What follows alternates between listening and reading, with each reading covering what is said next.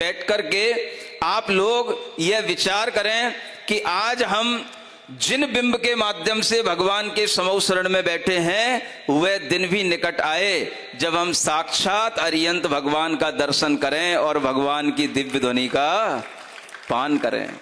ऐसे विचार आपको इस पवित्र वातावरण में अवश्य करने चाहिए। यही विचार हमारे अंदर केवल ज्ञान के संस्कार देने वाले होते हैं और आप सबके अंदर ये भाव आना चाहिए, हम भी भगवान बनेंगे, हम भी सर्वज्ञ बनेंगे।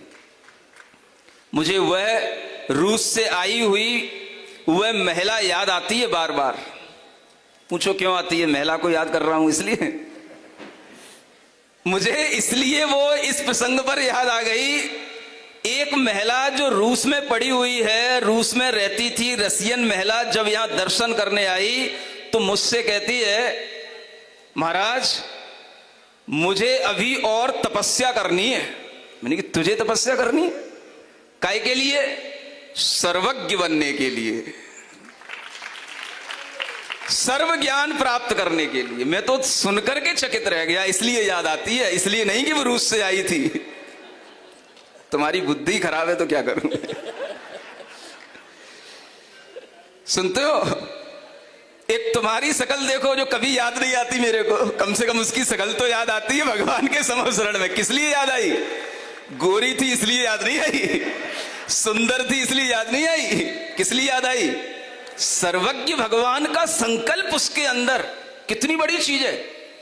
और वह तत्वार्थ सूत्र की जो भट्टा अकलंक देव के द्वारा रचित टीका है राजवार्तिक, उसका उसने पूरा ट्रांसलेशन किया रसियन भाषा में। उसको सारा कर्म की निर्जरा, कर्म का संवर, गुणस्थान, सारा उसको नॉलेज है। मैंने उससे कई चीजें पूछी, हर चीज का उसने उत्तर दिया।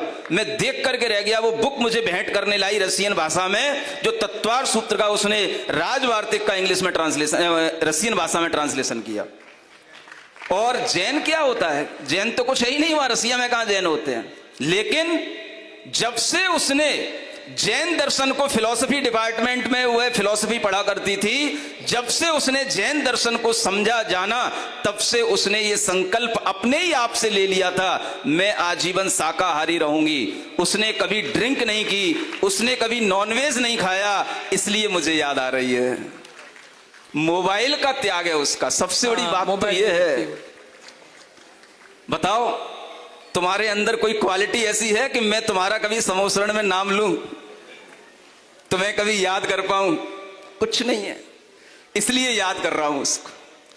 कोई के अंदर ऐसा संकल्प तो हो कि मुझे सर्व ज्ञान प्राप्त करना है। क्या बड़ी चीज है, सर्वज्ञ बनना है। आप सब देखते हो, जाकर के अभी सब मुंह धो लोगे, सब यहीं की धूल यहीं पर छोड़ जाओगे, एक चीज भी आपके अंदर नहीं रहेगी।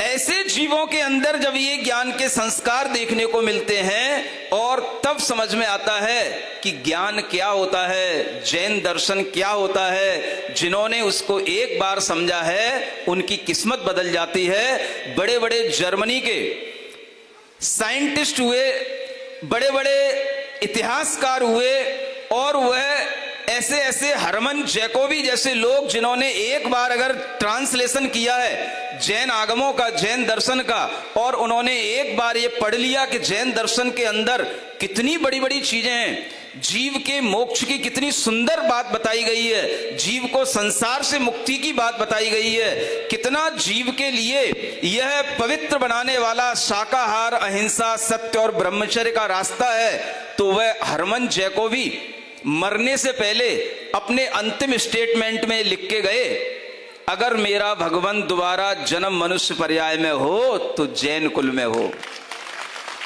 इसलिए उनको याद करना अच्छा है। तुमको क्या याद करें?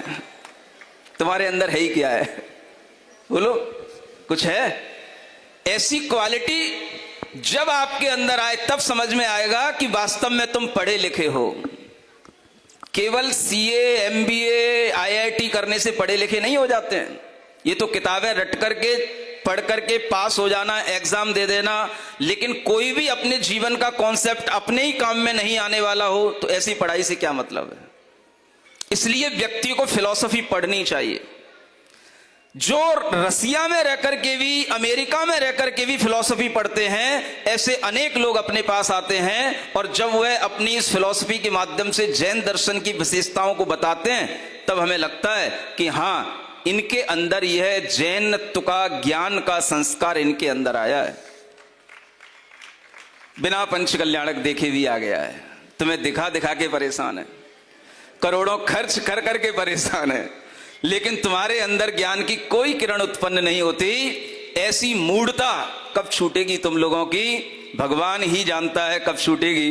इसलिए मैं कुछ नहीं कह सकता, क्योंकि भगवान को सब दिखाई दे रहा है। हम क्यों जो जल्दी करें आपकी मूढ़ता छुड़ाने का, जब भगवान को ही जल्दी नहीं है तो हमें क्या जल्दी पड़ी है।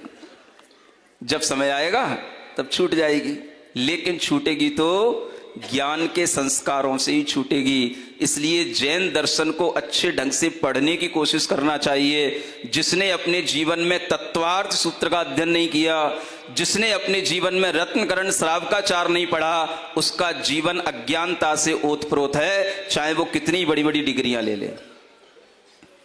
इसलिए हर बच्चे को, हर बेटी को जीवन में एक बार तत्वार्थ सूत्र का अध्ययन करना चाहिए। और तत्वार्थ सूत्र का इतना सुंदर सरलता से अध्ययन टीवी पर अनेक तरह के इमेजेस के माध्यम से, अनेक तरह की ग्राफिक्स के माध्यम से, अनेक तरह के चार्टों के माध्यम से अनेक लोग देख रहे हैं, पढ़ रहे हैं, सुन रहे हैं। हर बच्चे को उसे एक बार जरूर पढ़ना चाहिए, सुनना चाहिए, ताकि वह समझ पाए जैन दर्शन वास्तव में कितना महान है। ज्ञान होगा तभी आपको महानता का ज्ञान होगा, अन्यथा आप अज्ञानता में अपना पूरा जीवन गुजार देंगे। सुनते हो, बहुत सारे नियम भैया जी ने दिला दिए। आज एक नियम हम समूह शरण में यही दिलाने का भाव कर लें जी भगवान। अपने जीवन में एक बार जो तत्वार्थ सूत्र प्रचारित किया गया है जिनवाणी चैनल के